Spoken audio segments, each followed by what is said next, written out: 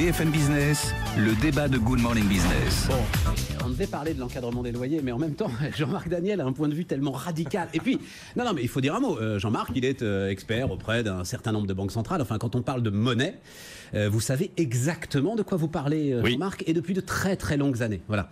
Et vous êtes mais catégorique sur le Bitcoin. Vous ne variez pas. C'est une pure escroquerie. Oui, je pense que ce n'est pas une monnaie, que c'est effectivement une escroquerie au sens d'une spéculation qui est une spéculation qui voilà.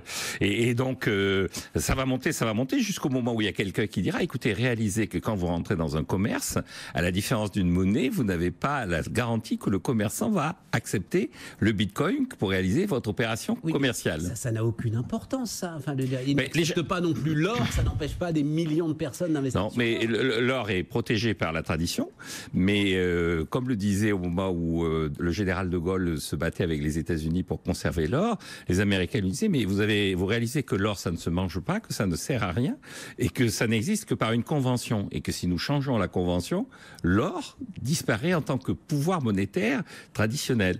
Et donc il a continué à exister justement parce qu'il a cet héritage. Le Bitcoin n'a pas cet héritage et donc le Bitcoin, les gens qui sont en Bitcoin pour l'instant prennent le risque que on leur dise vous avez 10 000 Bitcoins, vous n'avez plus rien.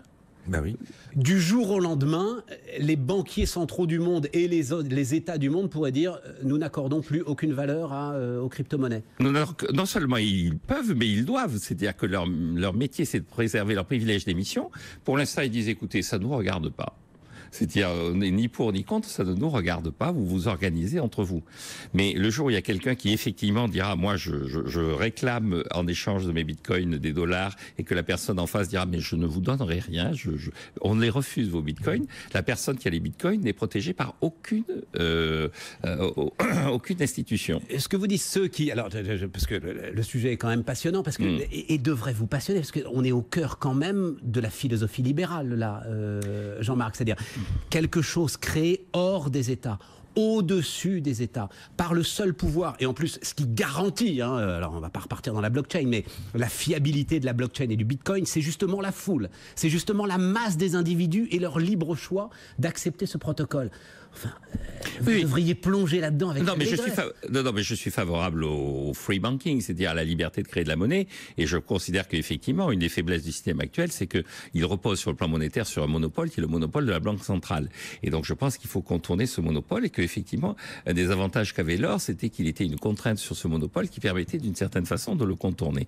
Mais je considère qu'à l'heure actuelle, le Bitcoin n'est pas l'outil qui permet ça, parce qu'il n'est pas encadré par des règles et des précisions en termes de contrat. C'est-à-dire quand vous prenez le Bitcoin, vous n'avez aucune garantie que les personnes qui sont en face de vous respectent un contrat vis-à-vis de ce que vous prenez.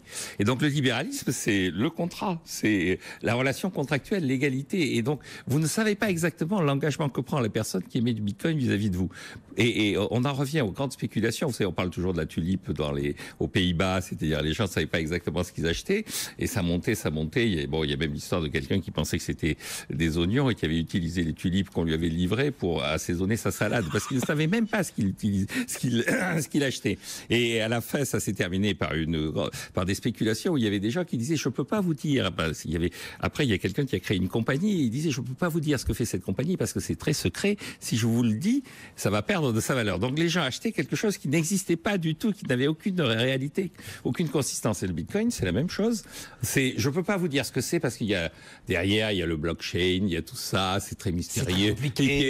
Vous ne savez même pas qui c'est qui a créé l'algorithme, le protocole, tout ça. C'est quasiment des gourous et des religieux qui sont derrière tout ça. Et donc, ça relève, à mon avis, de la philosophie de Newton à la fin, qui s'était fait avoir. Il dit, écoutez, j'ai bien réfléchi, je suis à peu près capable de calculer le mouvement des planètes, mais la crédulité et la bêtise des humains qui se sont embarqués dans cette aventure, elle est immesurable. C'est un micro-marché, le Bitcoin. Un mot là-dessus. Ah oui, alors il faut vraiment insister là-dessus. C'est à peu près 150 milliards de dollars de capitalisation. Pour vous donner une idée, BlackRock, par exemple, le plus important fonds du monde, c'est 5000 milliards de GDP. C'est une simple relation de confiance de gré à gré autour d'une blockchain à laquelle peut-être 0,1% de la population comprend vraiment quelque chose, avec ces blocs qui vous permettent de valider l'ensemble de l'historique.